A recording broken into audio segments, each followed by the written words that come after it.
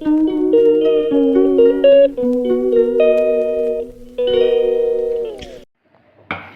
বন্ধুরা, তোমরা সবাই কেমন আছো? আশা করি সবাই খুব ভালো আছো। আমরাও ভালো আছি। আজকে তোমাদের সাথে একটা আমিষ রেসিপি শেয়ার করব, সেটা হলো গেঁড়ি চচ্চড়ি। তো এখানে দেখো, গেঁড়ি খুব পরিষ্কার করে ভালোভাবে ধুয়ে নেওয়া হয়েছে, নুন হলুদ মাখানো হয়ে গেছে, তেলটা গরম হচ্ছে। আর এপাশে দেখো কড়াইয়ের মধ্যে সর্ষের তেল পরিমাণ মতন দিয়ে দেওয়া হয়েছে। এটা মাছ ভাজার তেলটা। তো তেলটা গরম হলে প্রথমে আমরা গেঁড়িগুলো আগে ভেজে নেব। তো দেখো তেল গরম হয়ে গেছে, এখন গেঁড়িগুলো দিয়ে দেওয়া হলো। তো এটা ভাজা হোক, তারপর তোমাদের দেখাচ্ছি।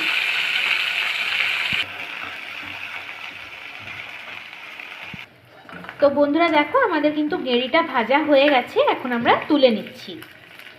বেশি ভালো লাগবে না, হালকা ভাজলাম, আবার বেশি হালকা না, মাঝারি মতো। ওই তেলে একটা শুকনো লঙ্কা আর অল্প জিরে।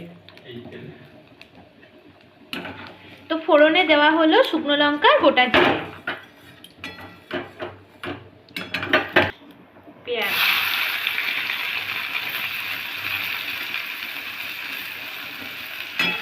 হালকা ভাজবো, বেশি ভাজবো না। দিয়ে দিলাম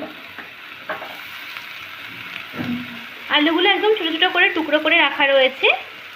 তো এখন আলু পেঁয়াজ আমরা একসাথে ভালো করে ভেজে নেব।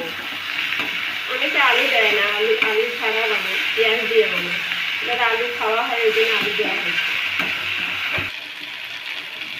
পরিমাণ মতো নুন, গেঁড়িতে নুন আছে অর্ধেক। নুনটা দেওয়ার পর আবারও ভালোভাবে মিশিয়ে নেওয়া হচ্ছে। আদা আর রসুন বাটা,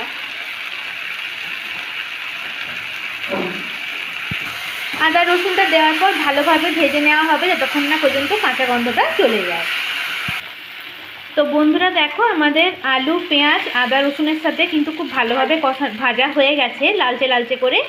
এখন কাঁচা লঙ্কা কুচিটা দিয়ে দেওয়া হলো, কেটে রাখা টমেটো কুচি,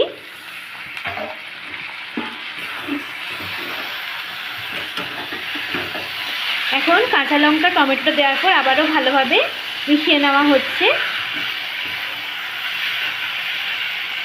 তো এখন আমরা একে একে সমস্ত গুঁড়ো মশলাগুলো দিয়ে দেবো। তো প্রথমে দিয়ে দেওয়া হলো হলুদ গুঁড়ো,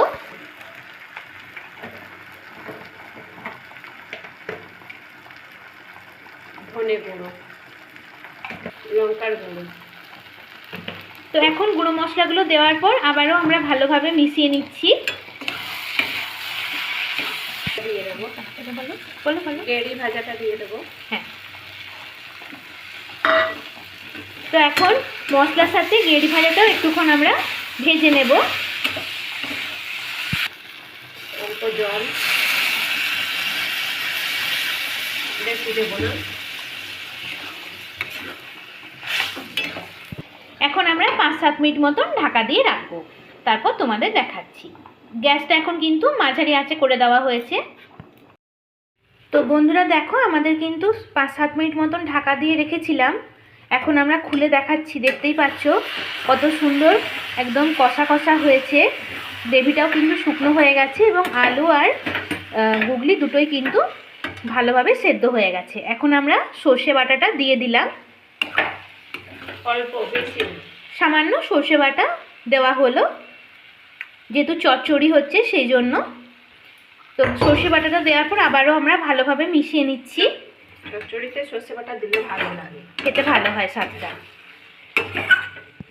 তো বন্ধুরা দেখো, আমাদের কিন্তু গেঁড়ি চচ্চড়ি একদম রেডি হয়ে গেছে। নামানোর আগে আমরা একটুখানি গরম মশলার গুঁড়ো ছড়িয়ে নামিয়ে দেব। তো বন্ধুরা দেখো, আমাদের দুপুরে রান্নাবান্নাও কিন্তু একদম কমপ্লিট হয়ে গেছে। আজকে খুব বেশি আইটেম বানানো হয়নি। তো গেঁড়ি চচ্চড়িটা তো তোমাদের সাথে শেয়ার করেইছি। আর একদম দেখো গরম গরম ধোয়া ওঠা ভাত, এই সদ্য নামানো হলো। আর এখানে আছে সজনে ডাঁটা, বেগুন ঘ্যাঁট, আলু বেগুন দিয়ে একটা নিরামিষ ঘ্যাঁট। তো আজকে আমাদের এই রান্নাবান্না হয়েছে। তো আজকে তোমাদের এই রেসিপিগুলো কেমন লাগলো তোমরা অবশ্যই কমেন্ট করে জানাবে। এই ধরনের নিত্য নতুন রেসিপি পেতে অবশ্যই আমাদের চ্যানেলটাকে সাবস্ক্রাইব করবে, ফলো করবে, ভিডিওগুলো শেয়ার করবে, লাইক করবে। তোমাদের যদি কোনো রিকোয়েস্টেড রেসিপি থাকে যেগুলো তোমরা আমাদের কাছ থেকে জানতে চাও, অবশ্যই সেগুলোও কমেন্টে জানাবে। আমরা অন্য কোনো ভিডিওতে তোমাদের সাথে শেয়ার করার চেষ্টা করব। ধন্যবাদ।